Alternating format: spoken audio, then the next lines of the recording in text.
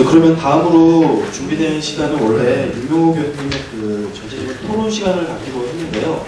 시간 관계상 그리고 여러 가지 그 관계상 생략을 하고 혹시나 질문이 있으시면 질문을 주시면요 설명을 하셨던 위원분들께서 답변을 해드릴 것 같습니다.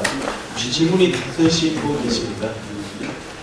제가 질문해서 질문을 활성화시키면 그런 의도가 아니에요. 몰라서 정말 질문하는 거니까. 하태준 석사님한테 질문하는데 발표 잘 들었어요. 발표가 되게 명쾌하고 시스템별로 되어 있어서 굉장히 인상 깊게 듣고 알기 쉬워서 여기 옆에 계신 이분 교수님께 다 통역을 해드렸고, 그런데 이분이 질문을 할 것 같지 않아요. 왜냐하면 근데 아까 거기서 아까 내가 질문하고 싶은 것은 세대 진화를 하는 과정에서, 다시 말해서 인텔리전트화 되는 과정에서 중요한 하드웨어적인 변화는 디텍터에 마이크로 프로세서가 들어가는 거라고 보여진단 말이야. 그죠? 그런데 디텍터에 마이크로 프로세서가 들어가서 여러 가지 기능이 파생되고 비화재고에 판단 기능이 들어간다는 건 당연한 얘기고, 그러니까 마이크로 프로세서 집어넣는데, 내가 잘 모르겠는 거는 거기서 마이크로 프로세서가 한번 작동을 한 다음에 검출된 신호를 수신기로 보내서, 과거에 모든 신호를 무조건 수신기로 보내면 수신기가 판단할 때에 비해서 통신 속도가 빨라진다는 얘기는, 물리적으로 생각하면 회선에 제한이 걸릴 테니까 회선에 혼잡도가 떨어지니까 통신 속도가 빨라진다는 산술적인 이야기는 되는데, 실제 경우에 화재 상황에서 마이크로 프로세서 작동하는데도 시간이 걸릴 거고, 또 거기서 발생시킨 신호가 과연 요즘의 모델 용량으로 봤을 때 그렇게 많을 것 같지 않은데, 과연 그 통신 속도가 그렇게 중요한 팩터인지. 그러니까 아까 얘기한 거, 마이크로 프로세서가 양쪽에 다 달려서 통신 속도가 빨라진다는 것이 현실적으로 얼마나 중요한 요소인지에 대해서 좀 확실히 알고 싶어가지고 한번 좀 확인을 부탁을 드립니다. 인텔리전트 감지기 자체가 통신 속도가 빨라지거나 뭐 그랬다는 게 아니고, 아날로그 시스템은 주기적으로 신호를 계속해서 줘야 됩니다. 뭐 30초에 한 번이건, 그러면 계속 감지기가 100개가 달려있으면 100개 신호를 30초마다 한 번씩 계속 받아야 되니까 신호 자체가 평소에도 많습니다.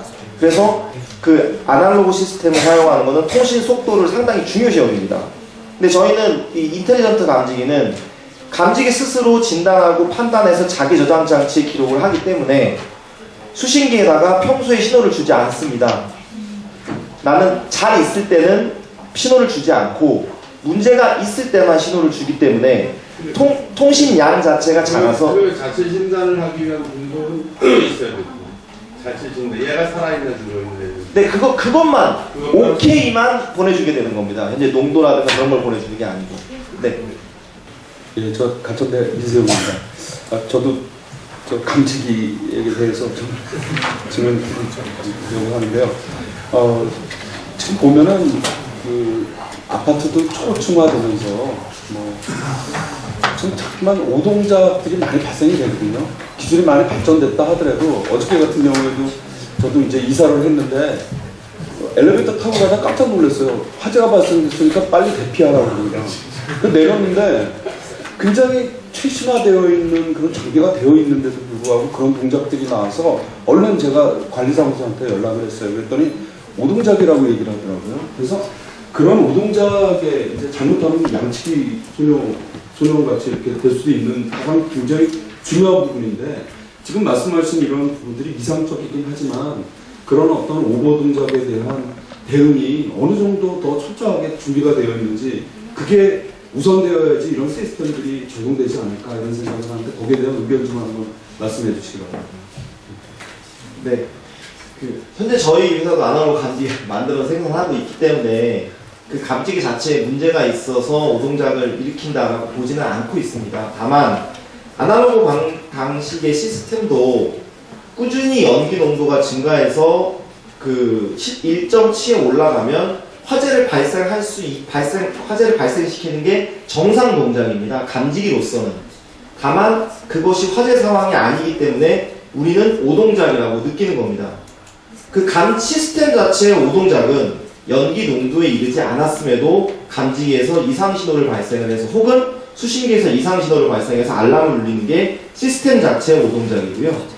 그런 저희가 봤을 때 이제 좀 비화재보다라고 표현을 할 수가 있겠습니다. 근데 이제 제가 말씀드리는 건 이런 그 모든 것들도 다 모든 것이 우리 소방의 문제로 다 받아들일 수 있기 때문에 드리는 말씀입니다.